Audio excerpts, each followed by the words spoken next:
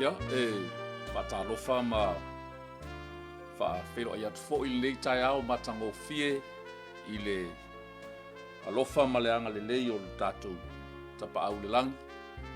Le ua maua i fo i le nei lao lao tātou titoe whelo ai fo i lungo le nei por kalame. Ma lo le soifo maua ma le langi mamavi ia le atua. Ala o taitaina i tātou se talo. Ia, mo le amataina o le tātou por kalame. I ia lava oelo mātou atua le nei tai au. E le whaititia pea le anganga o le whaafitai. Le whaamanu ma le vi inga mātou te abatu i lau o fio. Wa oe lava e ou mea uma. O lau pule fo i ma lau whaitalia ua mātou mau ai le nei yola. Ma le nei saolotonga ma le nei manuia ua mātou ai ai nei. Whaafitai te le lava tamā. Whaafitai lo whaamaoni. Whaafitai lo lelei, whaafitai lo alofa. Whaafitai lo ono sai ma lo whaapalipale. Whaafitai lo alofa whaasoasoa ma lo tamau a inga i le aso ma le aso. Ai ale soifua tāpua i ona i o mātou tamā matina mātutua. Ai mai se le loa loa si o mātou watunu o Samoa. Whaafitai te le lava tamā. Tai o lo e anga le lei ma e soani pui pui ma leo leo i mātou uma. Iou lava au alofa.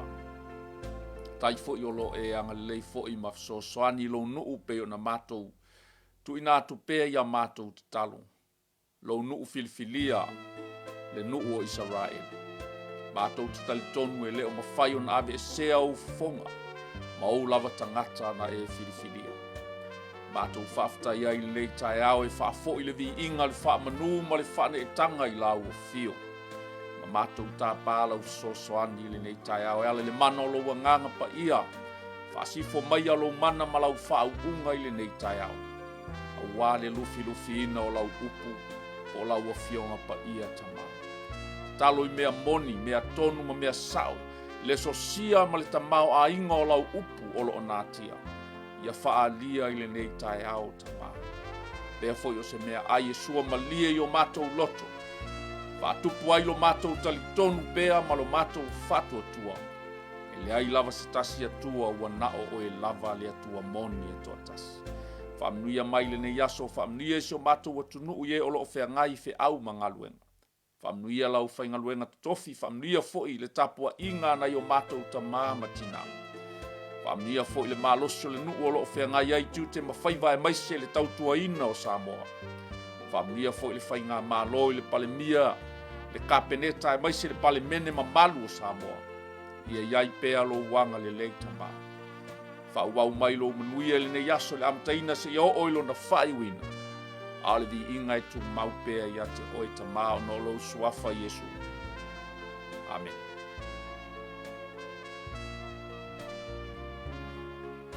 I ia le atua, te tonu foi ua o bai le taimi whaatulanga ina o le tātou por kalame māsani as whalai le taitasi, o lea e whaatalofa atuai.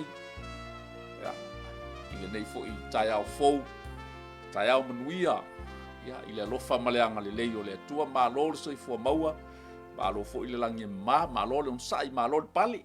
Ia le atua, ave foi le nei, i tu lae, talo fatuai ia sunga fo il fatonu ia Mikaele a Breta ia mo lei fo ia vanoa ua fa ngai lunga le nei ala leo fa salalau ia tu ina tuai le nei por kalame ia ele ngata fo ilea ia mo fo ile fa aftai ia stas fo io ala leo fa salalau i Samoa le RCTV fa aftai mo le vanoa ia fa fo io na fa salalau tuai nei por kalame staimi o le fiafiana nei ia patalo fatua i Samoa si watu pele ia malo i lau tapua inga malo fo i on sai ma le lava pali a se fa poponga le nei o le tato por kalame masani os falai le taitas le ngaluenga o le lenga mo tangata upa o amai o i le nei asa o amai le lua vā whenga iai ma lo wali i faola o Yesu Keriso o amai le lua vā ma siau a inga siau to lua ma siau whanau, ai mai se foi siau a inga poto poto.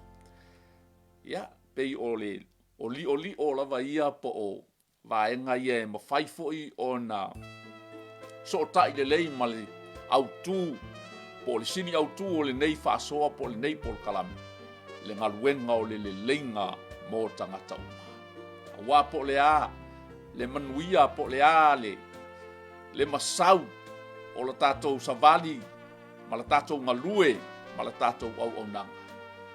Ai a whale tonu lava le loto I whale lea, le mafutanga wāwāla lata lea, a oe, ma siau a inga, siau whanau ma siau tōlua, ma se foi lo a inga pot.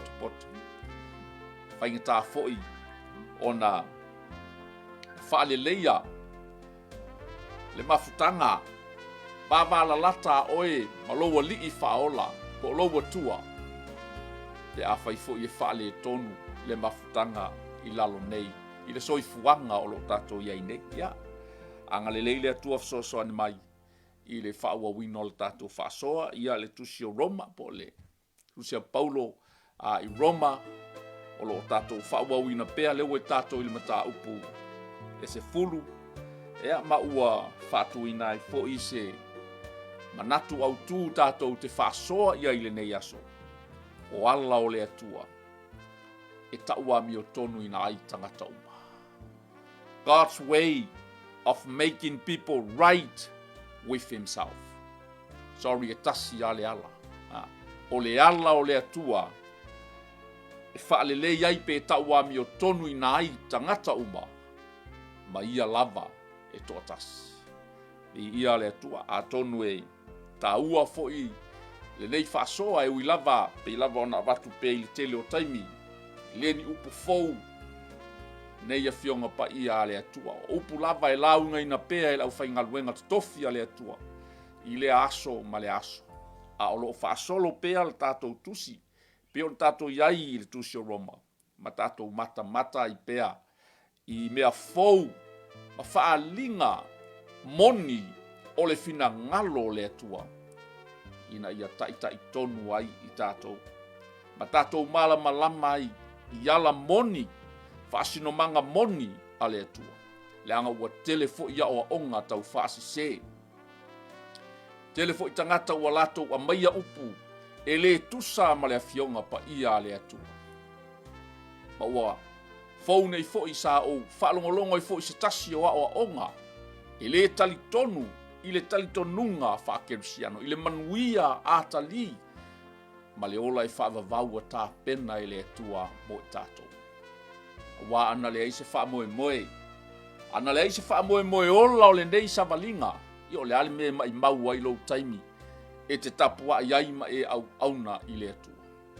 O le langona fo I le nae alai o na wha manatu pea. Ala mata ngō fie ma ala whai ngō fie ma manino o le wha o la tanga na sao nia I keriso.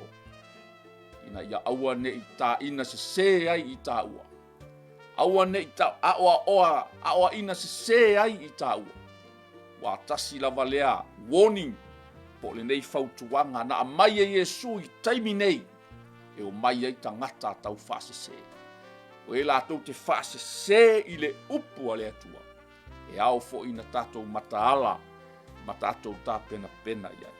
Le autu o whatuina I le nei aso God's way. There is only one way to make right with God. E le ai sesi awala e tasi lava le awala. Ta ua mi o tonu ina ai I tātou. Le ole awhai tauina le tusi. O le manatu foi o le apostolo. O lo o ave lava lana whaamalo si au malana tatalo malana au ngani. Ai maise foi o lona manatu. Isiona nuu e pele foi I lona loto. Whapena foi se langona. O le nei polo kalame I le nei tai au. E ui lava, pei ona whai atu o nei a fionga pa ia le atua o manino ma malamalama. A o lo whaua uina pea le whamanatu pea. Whamanatu pea. Ma longo pui ali pea le mamalu o si o tātou watunu. Ina ne iai se tasi e misia. Ina ne iai lava se tasi e le mawhai o na ia langona ina. Mana le maua, le fina ngalo o le atua. Ina ia whai ai fo isana whiriwhiringa wai to tonu o le mata upu le nei. Ma whai o nao o iai le tātou whasoa. Whapewhea Ona langona ina e tangata pe ale ai se tau ala ngatu. Fa pe fea ona o le nei fe au pe ale ai se na te momoli atu. I ia le atua. Ai fa maile a matanga o le nei tusi. O lo fasa mo ina le urutala o le vala a wina onu ese. La faita wina le tatou tusi. Roma lona mta upa sifulu. A o lona fai upu mua mua. Te ia whaangata le lua sumaltasi. Le au soe. O le mana o lava le nei o lo uloto. Ma lau ta talo i le atua mo Israelu.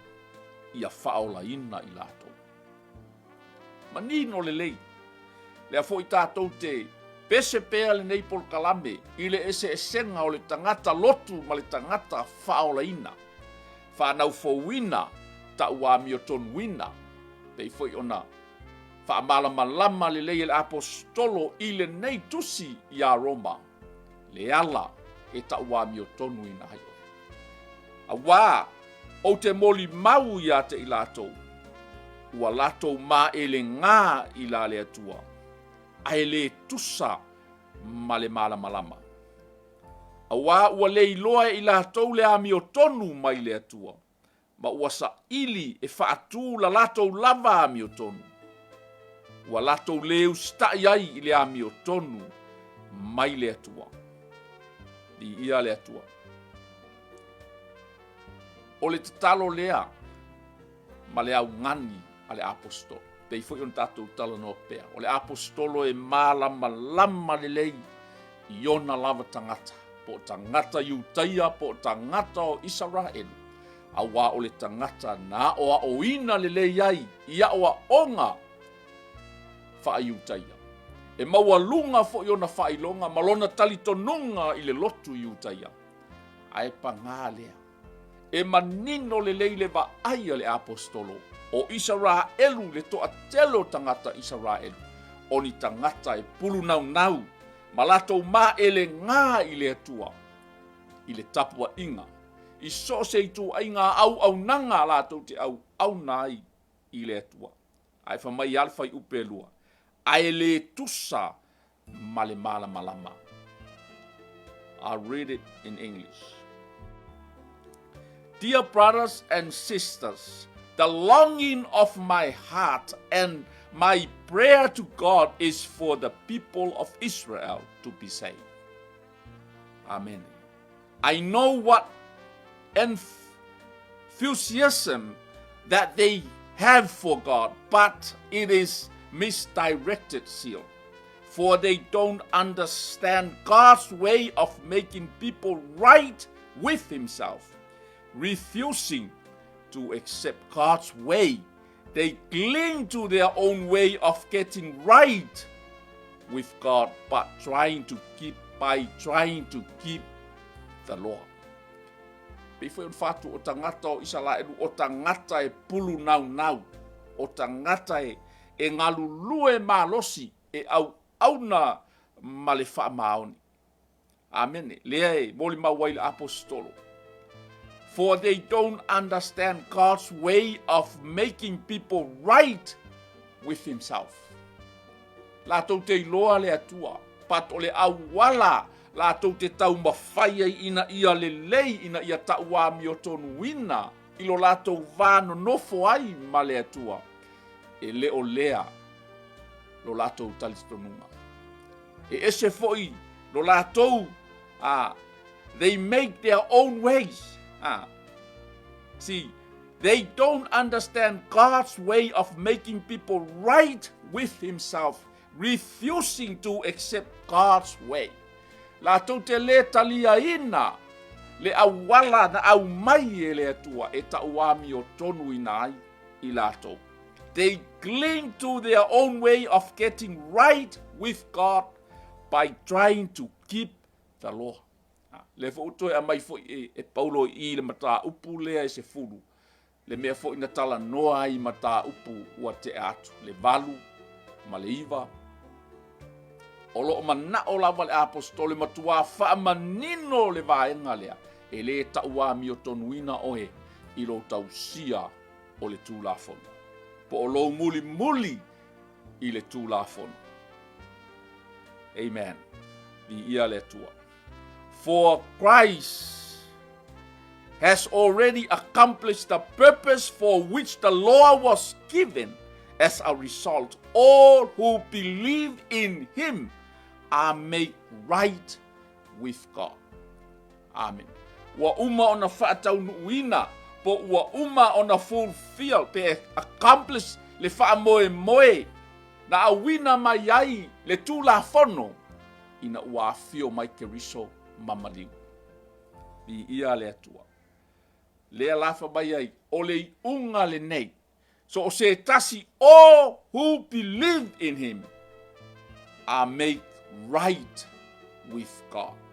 So o se tasi la e whaatua tua, i le maliu o keriso malona toe tu, ua tau amio tonu ina ai o hia. Amen. Ai le whape o tangata isa la eru lātou te leiloa le atua. Lātou te malama o le atua lava lea e tasi. Le atua apera amo, le atua isa ako, le atua Iakopo, o le atua fo ina o lo au na iai Israel. Di ia le atua. A tonu le taimi nei, mai mauti noa fo i ua matua to a tele tangata Israelu. Ua whaatua tua ia keriso Yesu. Ua tali tonu malatou talia ina le maliu o keriso malona toe tu e whaola ina ai i lato. O le mea mauti noa. Ono o le tala noa mai la apostolo.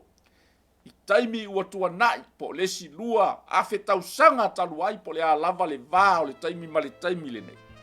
Ai mauti noa i le taimi nei ua toa tele Israelu. Ua latou talia ina le whaola tanga i a keriso. Di ia le atua.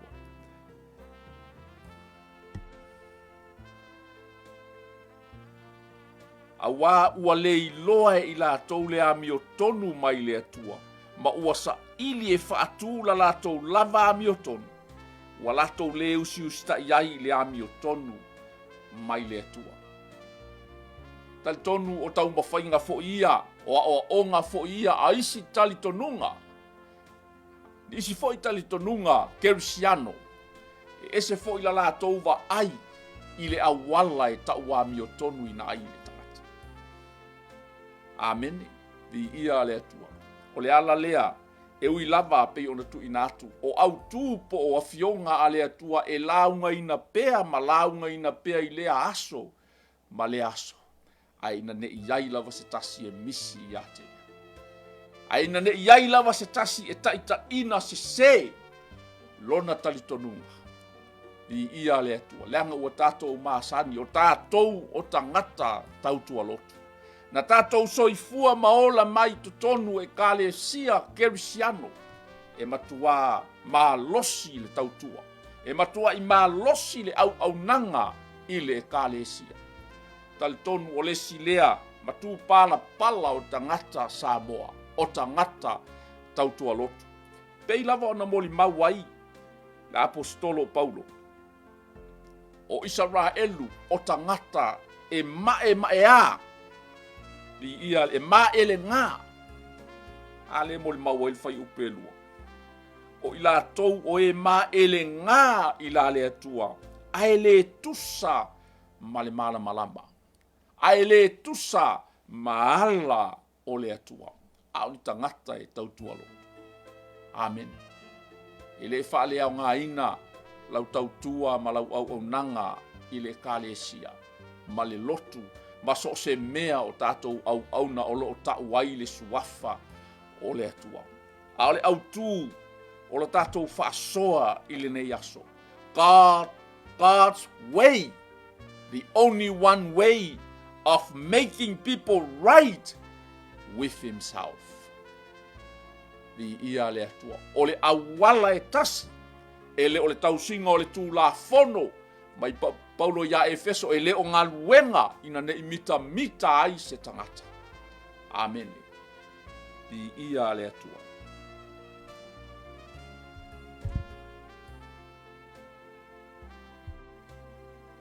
Awa o te moli mau ia te ilato.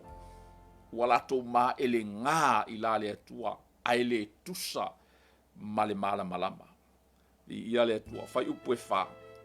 Awa o le unga o le tulafono o Keriso lea, e o mai ai le ami o tonu i e whaatua umalava. Amen. Le whauto e whaamanino le i whai upe wha. Ua na o lou whaatua i le maliu ma le toe tu o Keriso. E tau ami o tonu i nai i tātou. Tal tonu o manino, ma mala malama lea vaenga mua o le tātou tusi. Di ia le atua. Fai fo i o le nā e te lei manino le lei lava i le tūlanga e wha le lei ai oe. Ma tau ami o tonu i nai oe. Wana o lou tali tonu ma lou whaatua i le mea na whaia e Keriso.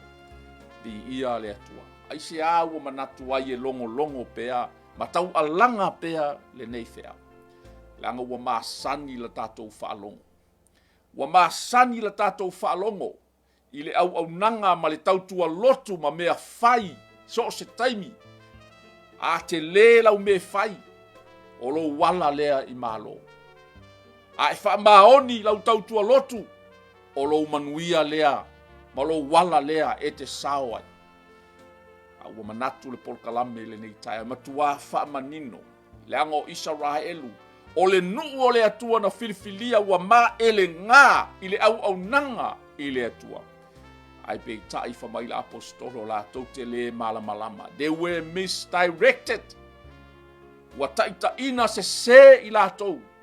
I filosofia fa ale tangata. Ya wa onga fa ale tangata. A ole talito nunga le apostolo ma le fa tuanga fo ile fa Kerisiano. Na olo talito nua ma e fa tua ile maliu o Kerisi. Ole ale fa malama ina atiri ole fa ola tanga mo tangata umo.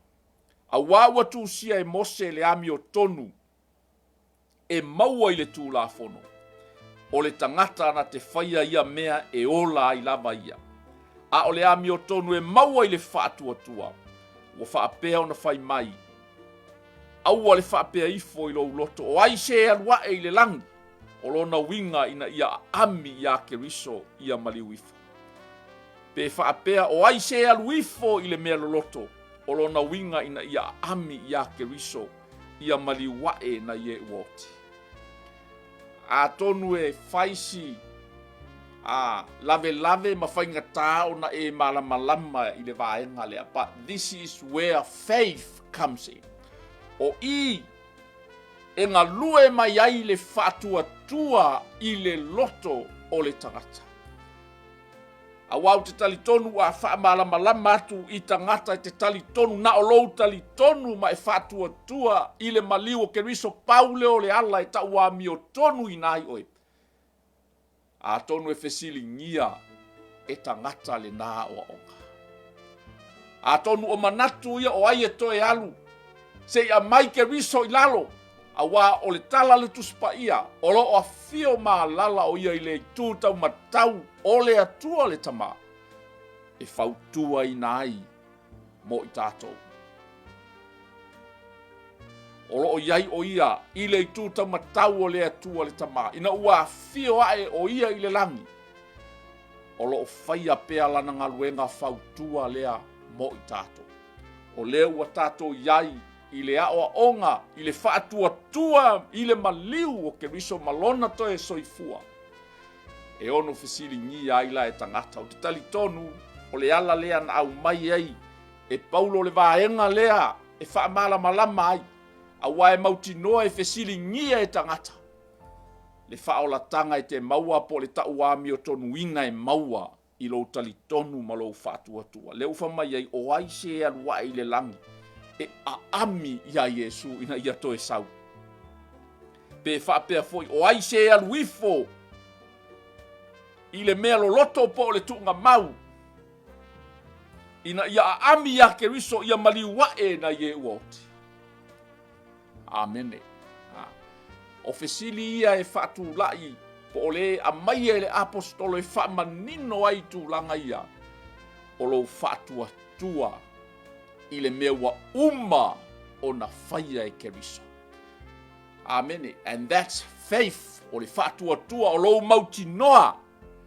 Ma lou talitonu ina o mea e te leo toe wa ai ai. Amene. O lou tali tonu ma lou whātua tua, ai le o le va ai o mata. Amene. Pe on whamai paulo mātou te sava vali le whātua tua, ai le o le tino mai o mea. E le o mea e va ai atu iai. Vi ia le atua o te tali tonu o le ala le nā. A wae mauti noa e fesili ngia e tangata o ai se toi alua i le langi. Se i whai atu e a ami pe a ami a Yesu e toi sau pe moi. Se i sau se i toi whaali mai pe moi na maliu. Amene. Ai whamai le vaenga lono o ai fo i se aluifo i le mea lo loto po ai se toi aluifo i le tuunga mau. Se i a ami i a Yesu o le na maliu po o i lalo le tuunga mau po o fea o ia. Amen. Tali tonu e malamalama le leide apostolo i mawhauwhaunga o tangata iutaia ma tangata i Salaelu. Wa whainga tāio na latou tali tonu. Whainga tāio na latou talia lea oa onga lea i le whaatua tua i a Yesu Keriso le alo o le atua. I ia le atua. O lea ua whai mai ai, ua lata i a te oe le upu alo ngutu, malo loto, o le upu lea o le whaatua tua, o mātou tā lai i atu ne. Let me read in English. Te i tau whai ngō fie ei on tau whaamatara. I ia le atua, whai pue iwa.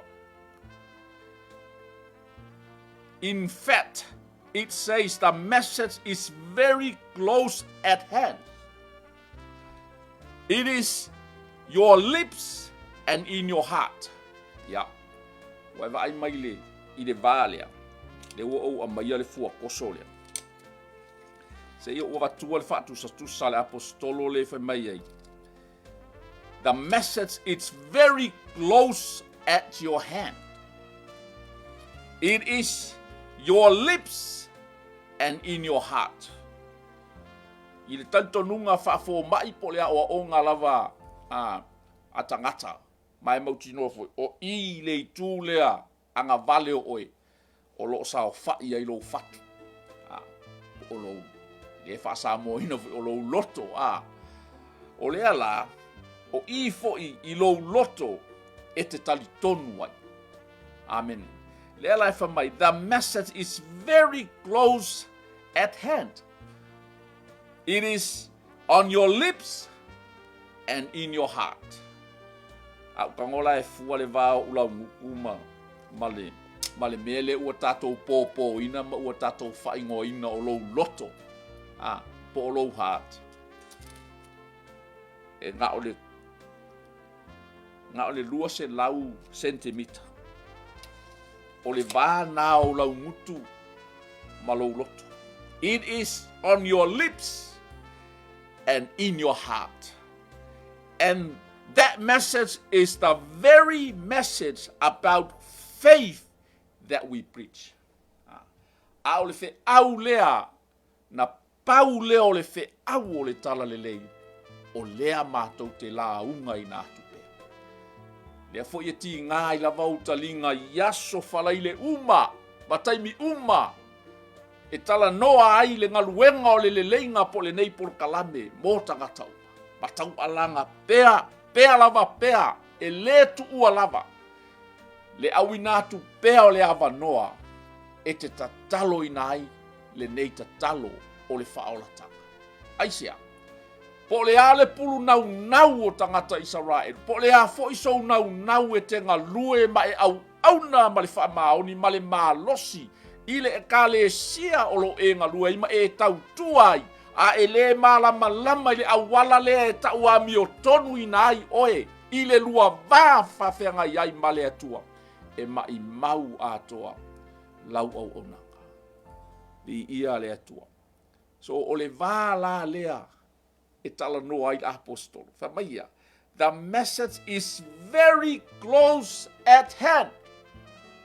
It is on your lips and in your heart. And the message is the very message or the only message about faith. It's the message about faith. Ole fe au ole tala le lei i le whaatua tua i a Keriso. Mai lo tala le apostolo. If you openly declare that Jesus is Lord and believe in your heart that God raised him from the dead, you will be saved. Amen. Vi ia le atua. A fai te tau tino.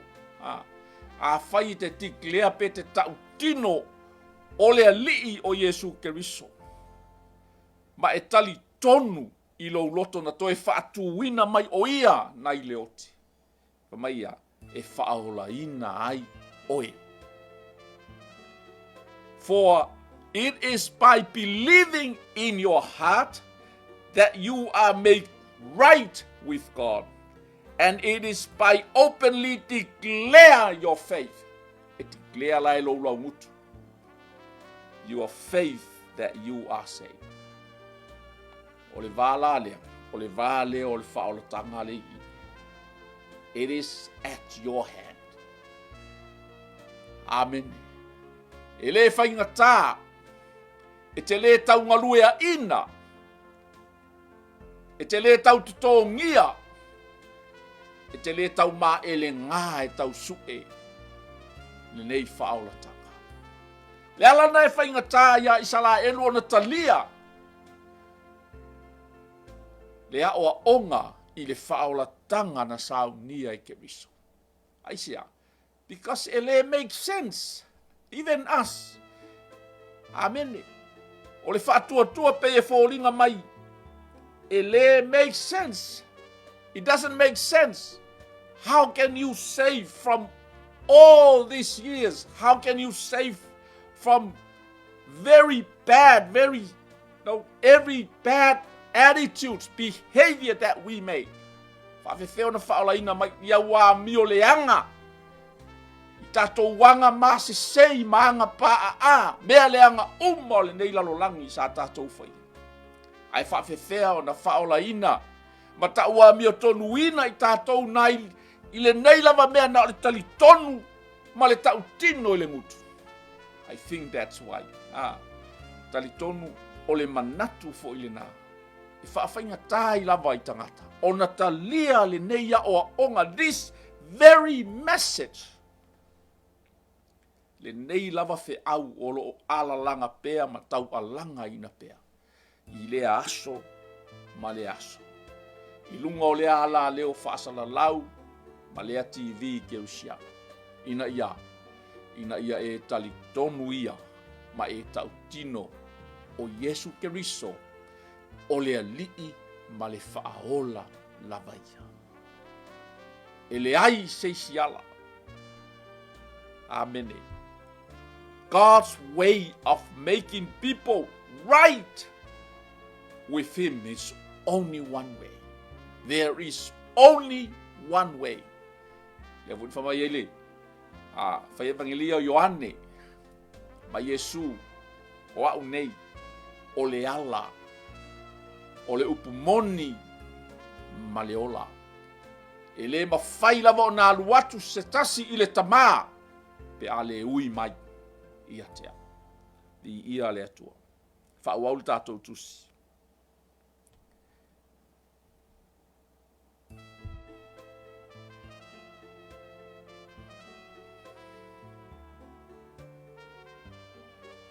Wa o le loto e tali tonu ai. E o mai ai le ami o tonu. A o le ngutu e tau tino ai. E o mai ai le ola. Tasi lea vaenga whawhainga tai. If you openly declare that faith. Whawhainga tai e tangata. Au tali tonu le ala le nā. E tu ina tuai le bala au. E au nā le atua ina ua uma se upu po se fe au mai le atua I le aso ma le aso I lea mafutanga ma lea mafutanga e la unga ina ai le nei fe au ona tu ina atu ai lea o le avanoa le nei I ate oe e whaatino ina ai lo whaatua tua ma lau tau tinonga lea I luma o le atua. If you openly declare that faith. Amen. O lona winga e leo se whātua e te ngū. E le tau na e talitonu ma e nofo. E ta tau ona tiklea lo whātua lena. E tau ona tau tino. A le whamaia. A wā o le loto e te talitonu ai. Now you believe in your heart. Wa e talitonu le mea na whaia e kewiso. Toi e lava o loutu lai mai. Ma e tau tino loa i lo mutu. A o whaafofonga le atua. A o sila fo ini tangata e mawhai ona iai tu tonu o le nā whaapotutonga. Po o ai lava e whai mamoli mau i lau tau tinonga ua whaia i luma o le atua. A wā ua whaapea mai le tusi e le mā se tasi e whaatua i ate ia. O le whini la leo le tama. Maua leia e la apostolo le fili leo le tama o le mā ma le mā siasi i luma o tangata. And I remember the night, the 29th of May, 1993. E le ngalo ia te au le nāpō. O se pō e mana tua pēa, lo tūtū ai fafo, ma le pā i vai mea. I luma o le whale o loa se koa. Sa o walatu ai e momoli atu nisi o au i la latou tāwale o na le aise tasi e mawhai o na ia aveina le latou tāwale. O na oa leo i latou i totonu o le mafutanga le Youth for Christ i le nā taimi. Sa whaia i vai mea. A e tūtū ai lava le ave tāwale i fafo le pā. E le fia alu i le malamalama. E le fia alu i le mea o iei tangata o lo vivi ma ala langa sa o loto tapua i fia. A e tūtū ai lava stama i fafo. Ma mata ma mao atu i fafo. Pei se pango tā e le fia alu i tutonu. E musu. Le iwa ai ma iai le malamalama. E musu e susulu ma iai le malamalama. Na tūtū ma mao atu ai. Pei e sengi. I le whanganga. Pei e le fia ai. I mea ai whaleanganga. A o anga i le upu. A o launga ina. E le au nā le atua. Ua whai langi le wholaunga. Le fionga i le apostolo ia Viliamu mafoi. A o ia launga ina le upu le atua i le apo. Da wha manatu mai ai ia te au lea lofa o le atua. O le fesili lava le nei na tu ina mai. O le asa utali atu i le nei alofa. I ia le atua. Le asa utali atu i le nei alofa. Alofa ua tele na wā mo oe. Ai o te mana tua le lei le taimi le na. Le tele o wha manu yanga a le atu. Taimi le na ua wha i uina mai a o onga. Ua wha i uina fo inisi o a onga i bea tau musika. Tele leanga le lei o le atua. E ui lava ina langona le ma le masiasi. I le toa tele o mata o tangata. O lo o iai to tonu o lea fale ie o lo o ala langa. Ma vivii ma pepese. Ai o le taimi na o la ngona i na i le leo lea o le atua. Sa o le maa. O te tali tonu fo ima o mai tawina ai o au le tangata na mua lava sa vali lunga le vala au. I lea lava po. Ai sea. Na o la ngona le lei. Le fetalai mai o lea tua.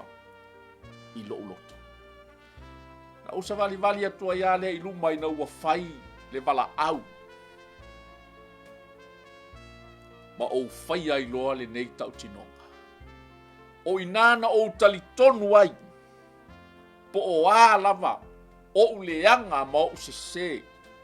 Ma mata ngā. Sa o wolai. Na o talitonu le pōlea. o le pō lea o te māngalo ai. O le ala lea no o ta vali ai lunga mawhai ai la uta utinonga lea. Na o ta lia i na ai Keriso. Yesu e a vea mā lii ma whaola i loo ola. E mai le tau sanga lea e iwa se fulu ma le tonu. E o mai i le tae ao le ne. O te le toe li liu ai lava i tua.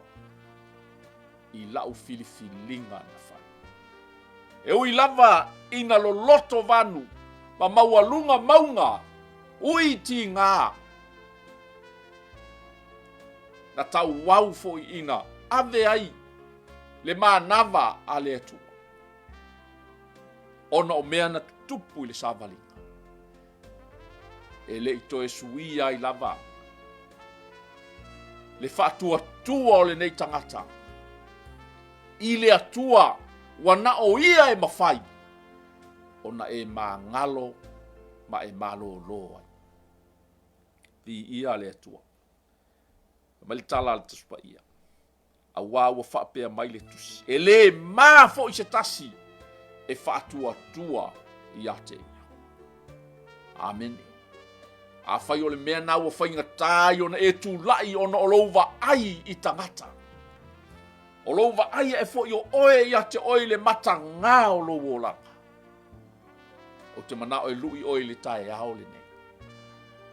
The moment you make that right decision, e te tali tonu ai ma e whaatua tua i le maliu o Keriso. E te mamā ma e mā ngalo ai. E te tau tino loa na toe whaatū mai o ia mai le oti ma le tunga mau le mana o le atua. E te whaola i na ai. Amen. E whaafowina ai lou tangata tuai. I ia le atua. A wā e le ese le iutaia ma le eleni. A wā o le ali e to atasi o tangata uma. E whaulai lo nā lofa ia i lātou uma lava o e wala au atu i ate ia. Tasi lea whai upu i. E tape ai lesi a oa onga lea po lesi manatu leo tangata o le lalolanga. Oa onga nāna o isala eru. O le tusi ale nana o isala elu e apalai i ai. Ai whaafea la tā uanu ese. Ta sila lea apostolo.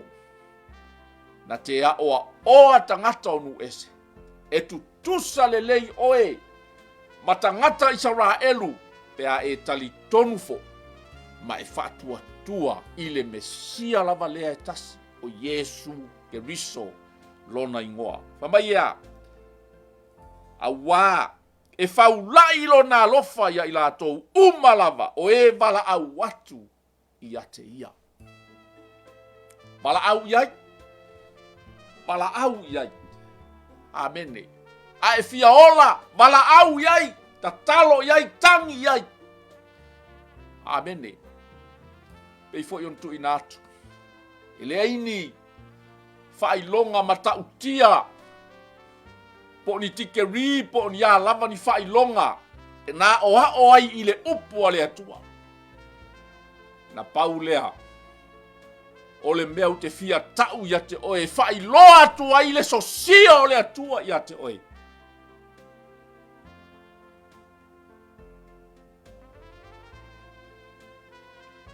Pea e bala au i ai. Au e te no fuai, wala au iai, tangi iai, fesili iai, a apa iai. Amen. So o se taimi e whai ai nei whaaso. This is my prayer. This is my cry. Lord, I know nothing. And I am nothing. Au te manao e te whesoso ani mai.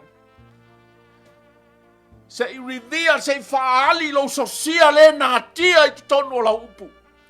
Se i whaalongo longo ai si o atunu pele o Samo. Langa i toa tele tangata lai leilo loa pea. Lai tautua pea, ma le maele ngā. Ai lātou tele i maua lava le whaola tanga. Ta mā o te tatalo ai, ia e anga le lei fe soso ani mai. Whalau tele whaapupula whaamala malama. Lea oa onga. Whamaia. A waile ese yu taia. Matangata ese. O oe mahu o tangata ese. Tangata sa le iai whea ngainga. Sa le ta ua. Whea ngainga. Sa vaha male atua. Dei se sota inga male atua. A wane. Ale na moli maua i le apostolo. Ni mata upu e vana. Ele oto iei se wha sala i so si tangata e wha tua i a Keriso. E ua whanau fo wina. E ua tau ami o tonu wina. E ua tau whanau wina. Ua suli whaatasi ma Keriso. Uso matua whawhine i a Keriso. E ua wala au wina i lona fina ngalo. Vi ia le atua. A wā e whaola ina i lato uma. O e wala au i le suafa o le ali. Vi ia le atua. For everyone who calls on the name of the Lord will be saved. Wala au ne iai. Wala au ne iai. Au maua lo wawanoa. Au e te nofoa. Au e te manatu. I lo tangata po le a lava. Come as you are. Call on his name. Wala au iai. Ai mafatia wala au iai. Ai fiaola wala au iai. Ai mai wala au iai. Ai fia maua se mea wala au iai. A e fia mara malama fo ilana upu wala au iai. Ai sea a waolai whaafofonga mai o ia i lau alanga atu. E whaola ina i lato uma o e wala au i le suafa o le ali. O le nei. O le ala o le a saulo ma le lu i tau. Whapewhea o na lato wala au. Wala au watu i le ua lato le whaatua tua ia. Whapewhea foi o na lato whaatua tua i le ua lato le whaalongo atu ia. Whapewhea foi. O na lato whaalongo atu pe a le ai se tala i atu. E le ai sou alofanga. E le ai se mea. E le ai sau excuse e toe whaia. Langa leua e whaalongo mai le aso le nei. I le upua le atu. Whao ngā ilo nei tangata whaatau waa o se mea whainga luenga. O te tau alanga i nai. Le fina ngalo le atua i le nei tai au. E tasi lava le ala. E tau a mi o tonu i nai oi. Wana o lo whaatua tua i le maliu Keriso. E leo ngā luenga. E lo le tau sia o le tū la fono. E lo le maa ele ngai le tautua ma le au nang. Le ai o lou tali tonu. I le mea na whaia e Keriso mo oe. Pala au iai. Langa o le ualu i tau. I tātou uma o e Kerisiano. O e ua tali tonu ma whaatua tua. Whaafewheo na langona e le lalolangi. Pe ale ai se tasi e pala au atu. Pe ale ai se tasi. Pe ala tau le whaalongo i le nei wheau. O le lui tau. Ale por kalame po le ngaluenga o le leinga mo tangata uma. A whai e te langona mai le nei whaasoa. A vea oe o se tasi e te whao o tuai le nei wheau. Wa mai ea. E whape whea o na lato whaalongo atu pe ale ai se tala i atu. E whape whea foi o na lato tala i atu. Pe a whai ua le a wina atu i lato. Pe ona tūsia. E matango fie na wā la tō vai o e au maia le tala le lei i le manuia. Let your feet and my feet be a vessel to deliver that message throughout the world.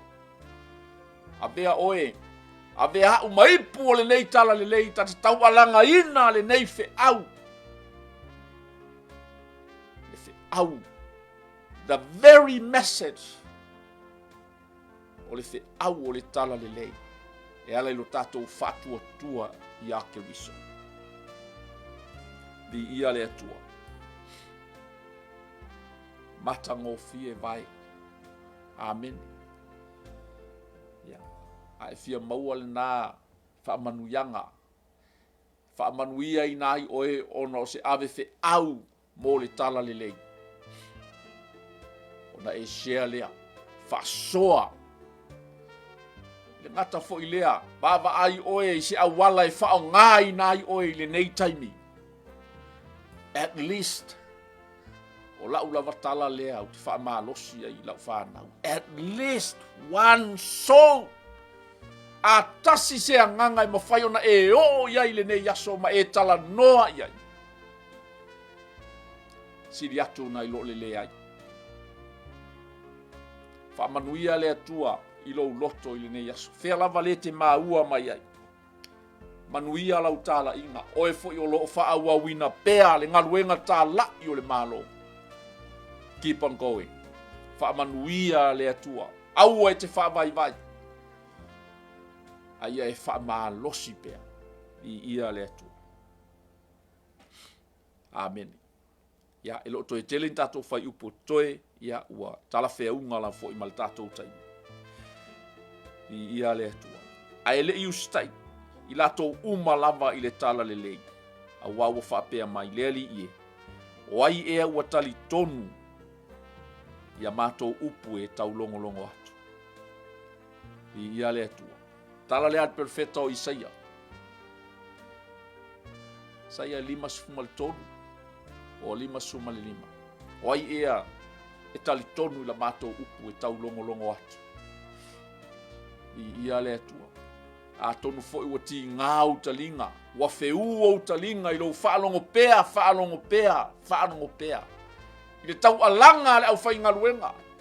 Le tau alanga atua le upua le atua. Ia whaola ina tangata. Ia e whaingita langa o le upu na valo. Ia fo i le perofeta o Isaia. Mai o ai ea. E tali tonu. I le nei upu o lo o tau longo longo atu. O le nei. E tupu le whaatua tua. I le tau longo longo atu. O le tau longo longo atu fo i. O le afionga ke riso lea. Amen. E tupu ai le whaatua tua. Amen. E tupu ai lo whaatua tua. Pea e fia pea e te whaalongolongo pea. Whaalongolongo pea. E le tupu lo whaatua tua. I TikTok. I lunga le Facebook ni mea le au ngā. I lo whai tio fua isi tangata. Ma polo kalame le au ngā. Whaali ai manatu o isi tangata. A ole mai maua ai lo taimi. Ngā ole tupu ai o le loto ita ma le loto ti ngā. Aia e fia e te whaalongo longo i le upu a le atua. E whaatupu lo whaatuatua. Ma avea ai oe ma vai ma lima. O le wheau a le atua. Ma avea ai oe ma se tasi e tangi atu ma ta talo i le atua. Mo Samoa. Ai le avea oe ma se tasi te whaau popo fo i whaitionga ma upu whai. Ai sea, se le mea nai te whaalongo longo i ai. O la uru i tau fo i lea. O la uru i tau fo i lea. O le whaanoanoanga i la umai tau i lunga upenga ta whailang. Whai tau se lau ma se lau tangata e muli isi. Polo kalame lea o ngā. E le tupu ai sau whaatuatua. Na le oso ai fo i o lou fiva whai ai. Ma oso ai fo i malo wita. Mai unga kai masau ko mengi le fetaui. Ai sea. Nanga te mata ai fua. Ana esa ili. Se TV kersiano. Por kalame ke siano e fanga ai lo wanganga. Sili atu le na. Ai sea. Langa e tua ma tupu lo tua ma tali tonu ya ke riso. E uma le olanga le nei. He lua feilo hai. Ma le tupu o tupu. Ma le ali o li. Le na maliu mo oe. E le maliu ni tai o le atunu mo oe. E le maliu ni tangata taualoa mo oe. E le maliu se tasi o lo e lango pe iai mo oe. Tasi al tangata. E ta tau na e fia whaalongo longo ma e wala au iai. Nga o ke riso. Ame iai sou taimi. Tu iai sou taimi. Ai aua le le vai aso atoa. Se lau pasene o lou taimi. Na o lou mata i mea lea o ngā. Na o lou mata. Mea wha le lalo langi. Ele ai se wha tupuina ai o lou wha tuatu. Mai tala apostolo e tupu le wha tuatua i le taulongolongo atu. O le taulongolongo atu fo i lea i lea fionga. A ke riso. Le tau alanga atu ai. Ai sea.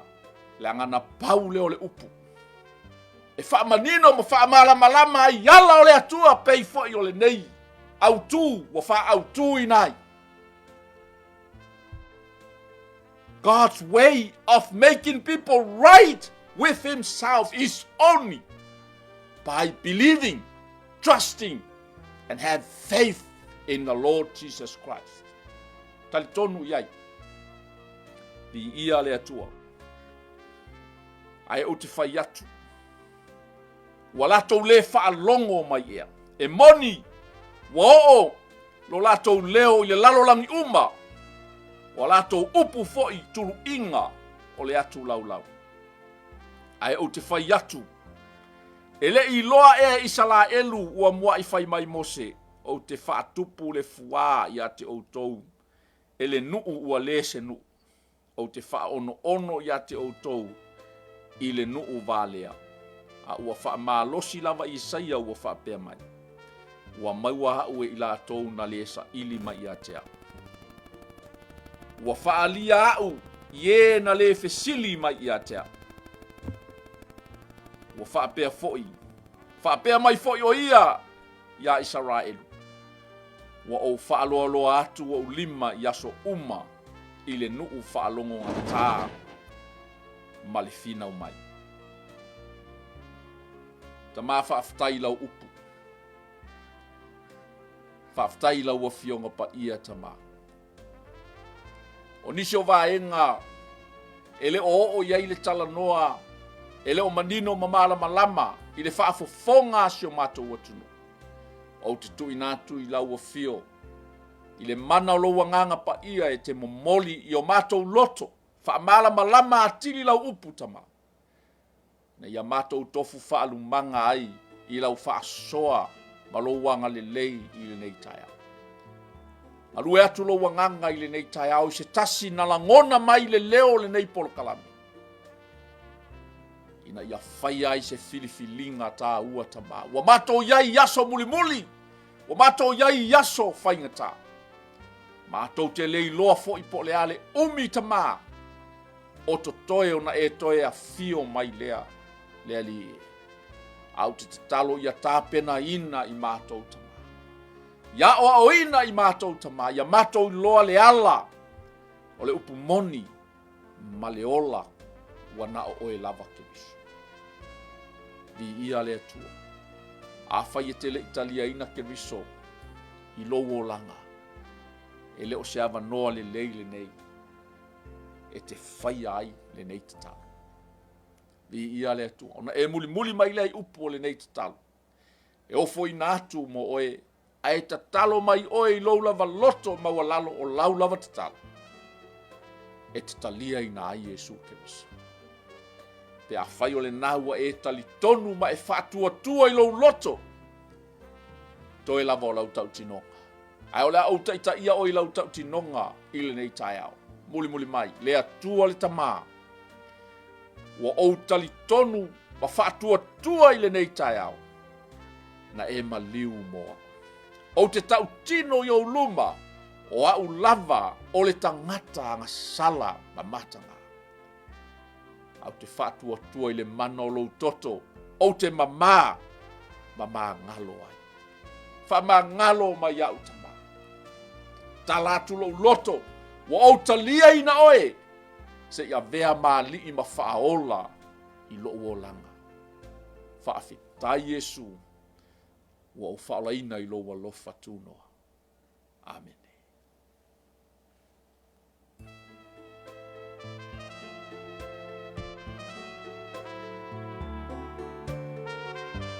Ya, ni ele atua, tai mole. Lau whaafonga mai, au te tali tonu ia, ua tala whea unga fo i mali tātou taimu. Anga le mai le atua, whaalau tele, whaamanino, whaamala malama atini lana upu. Io na tātou whaalongolongo iai le nei tai au. Ia o ngai whaatonu, ia o ai ai tātou e whaatonu e whaapoto ai fo i tātou. Ma tātou whai ai le ami o tonu a le atua. Whamanuia le atua, whamanuia Samoa, so tātou atunu pele i fuafuanga o lo toi le nei yaso. Pule alofa le atua tātou te toi. Lau te aulia le nawa yaso mua. Ia tātou te toi whelo i fo i lunga lapa o le nei pol kalami. Ia whamangalo mai fo i lau tau au nai mo le teimi nei.